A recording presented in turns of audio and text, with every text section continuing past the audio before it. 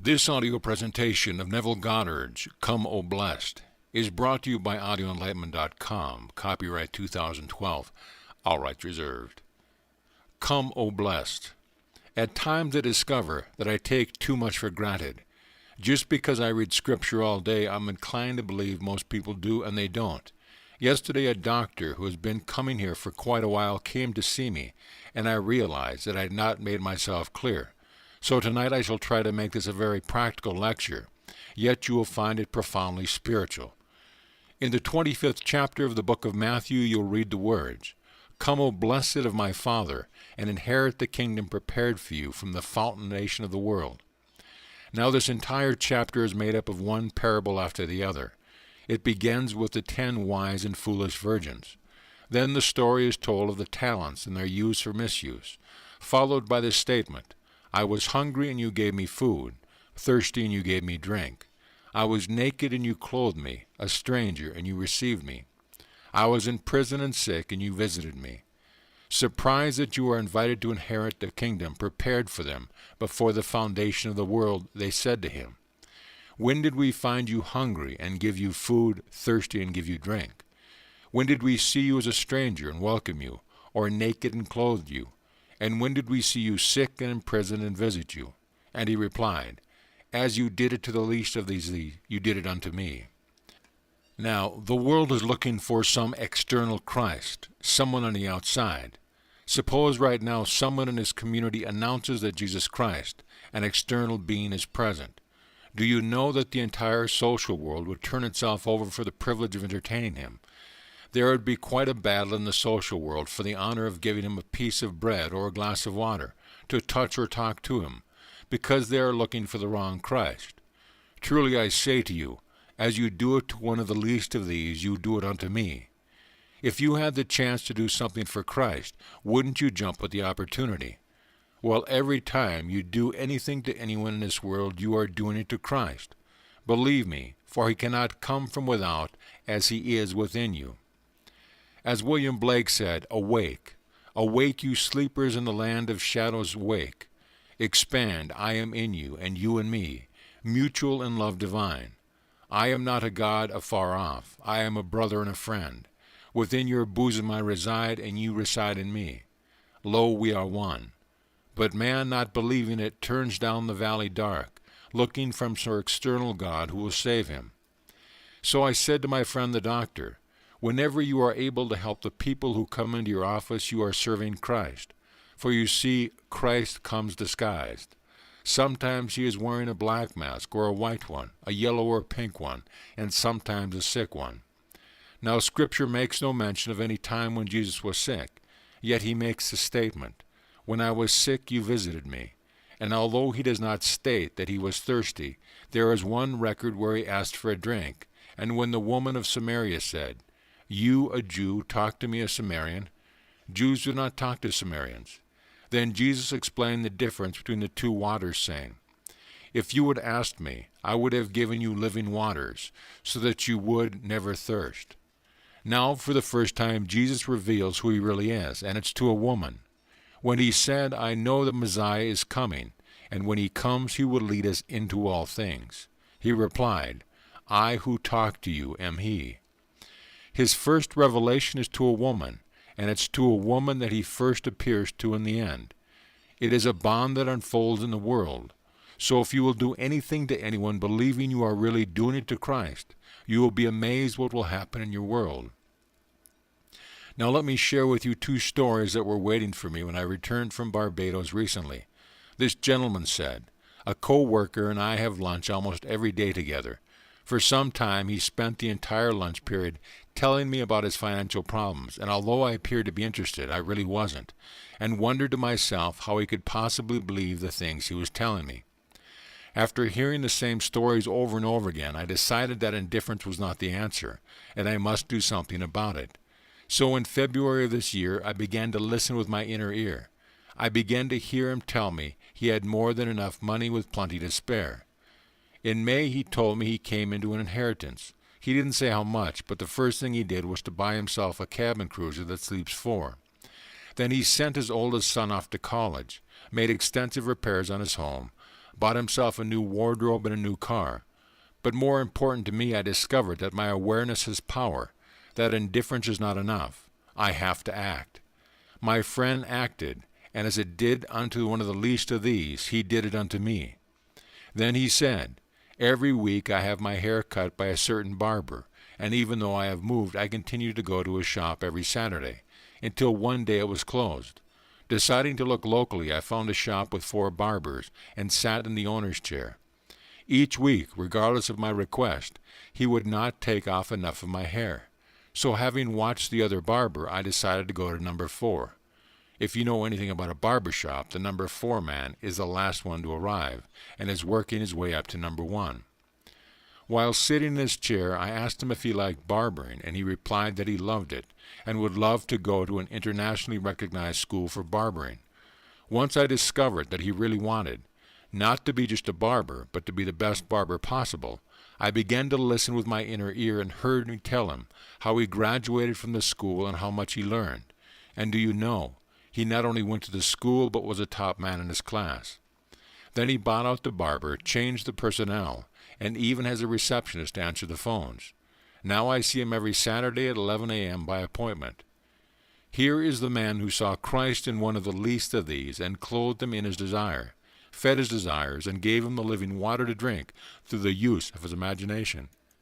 In this world, all kinds of services are needed. What if there were 2 barbers, only hippies, and you had to cut your own hair? Suppose there were no waitresses or ladies who were willing to clean our home. They are Christ. Each time Doris comes to clean our house, Christ walks through our door. One day she told me of a friend who had an accident. He wasn't hurt, but the car was. Then I said, Doris, you can always buy a new car, but your friend was made by God, so rejoice because he was not injured. Do you know that thought changed her completely? She attends the Catholic Church, but was never told that God made her because he loved her. Then he never made a thing he didn't love. Man makes cars and can replace them, but no man can replace Doris. That's how valuable she is in the eyes of God. So here, let me give you the side benefits of praying for another. While my friend imagined these lovely things for his co-workers, his 3 children were named beneficiaries of an estate of a man who died in the 1890s. The estate had been in litigation for over 70 years and is only now being settled. Like Job, he prayed for his friends and his own captivity was lifted.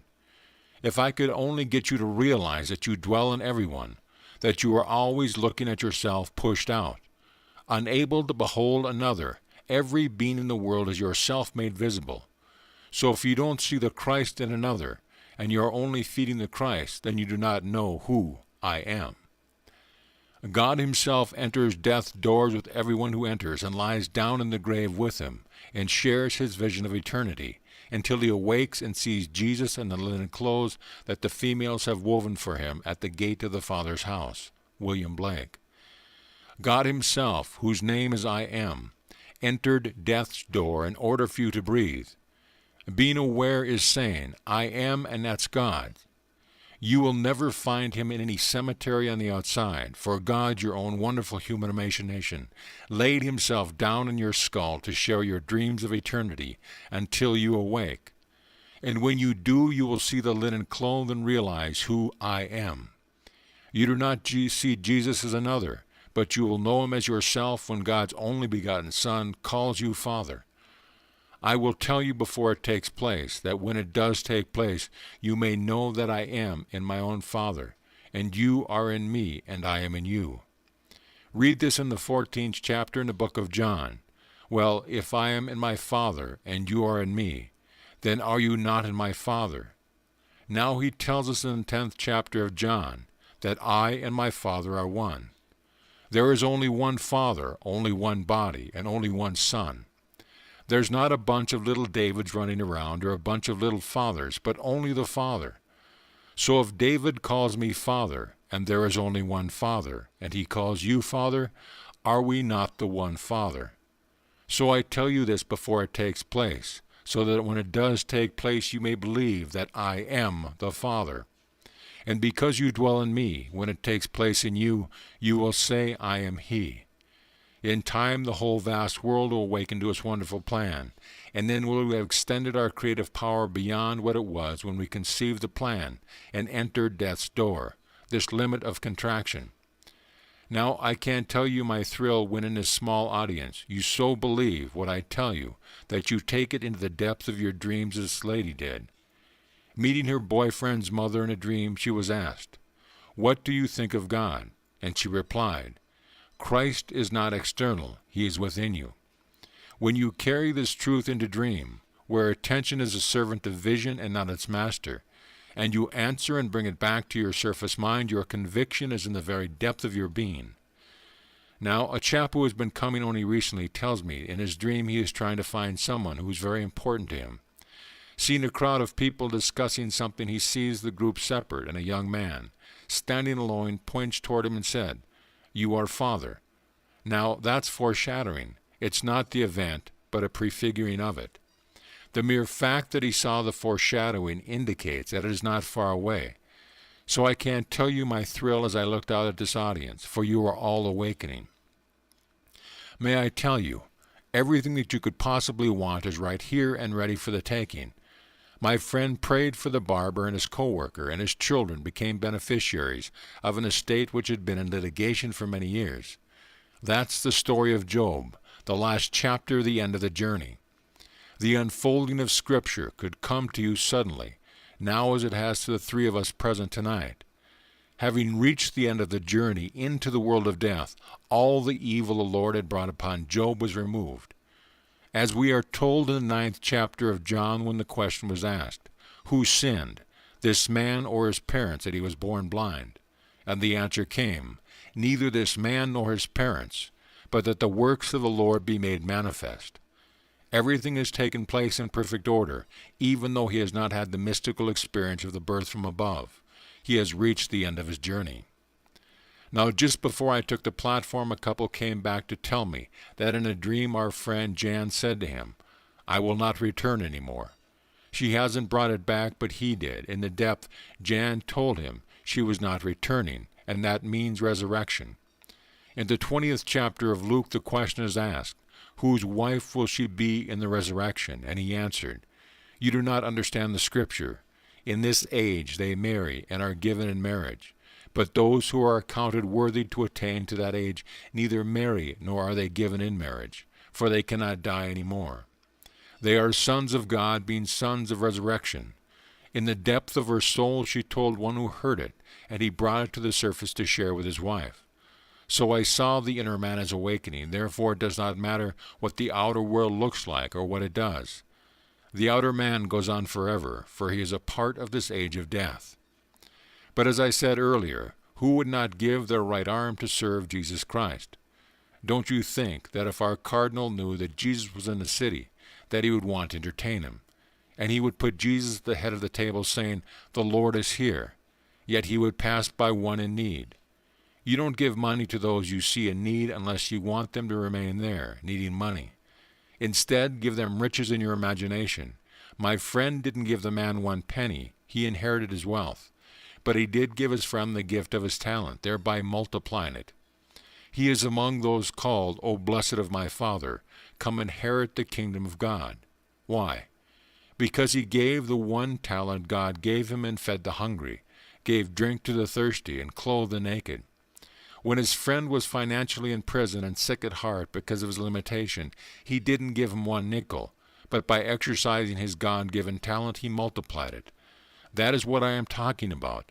Use the talent that God gave you.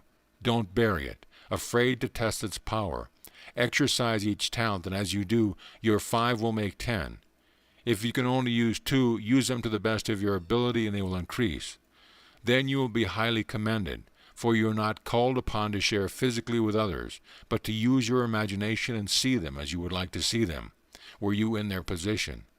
If you were in need, would you not appreciate someone imagining you as affluent? That's what my friend did, and that's what I am asking you to do. Take me seriously and use your wonderful talent on the right side. We are told that as a shepherd separates the flock, placing the sheep on the right and the goats on the left, so will our Heavenly Father separate us. It is said in a harsh way that those on the left did not apply their talents and are therefore condemned to everlasting hell. But that simply means that when you seem to die here, you enter the same world and continue until you finally take your talent and use it. Everyone is going to die. That's the greatest certainty in the world. If you tell someone who is about to be married that they will be parted in death, they would think you are horrid, so don't tell them. But when you die here, you are instantly restored to life in a world just like this one, even though you may have been given $1 million to a church or a museum, for that's not using your talent. When you treat anyone as Christ, you do it unto me, and that joy you will feel as you do it. So I said to my friend the doctor, regardless of who comes through your door, be it the richest man in town or the poorest, treat Christ and watch what happens in your world. When you were in want, when you saw it in another, and when you saw him thirsty, hungry, and naked, and gave him not, that's when you did it not to me. It's just as simple as that. If you put your hand in your pocket and give him anything, quite often you are simply perpetuating a bum. But when you think of him as well-dressed, affluent and healthy in mind and body, that's when you did it unto me. You are only doing it to yourself, really, for Christ is the reality, the true identity of every being. The lady of the evening is Christ making a living. Instead of condemning her, lift her up in your mind's eye and see her affluent. She can still play the same part if she so desires, but take her out of the gutter. And remember, God is doing everything that man is doing, for God is man, and there is nothing but God in the world. When you can see this, you will live by it and change your world. Do what my friend did concerning the barber. He first made sure the man wanted to be a barber. Then he gave out of his wonderful human imagination by seeming successful, desiring a barber in this neighborhood, so he wouldn't have to start looking for another. He anchored him there. Now the man owns the business, and it is the busiest shop in town. And his co-worker now discusses his weekend on the cabin cruiser, his new car, or the party he had just enlarged at home. For these are the things my friend gave him, and the man is totally unaware of the giver. Now, let us go into the silence.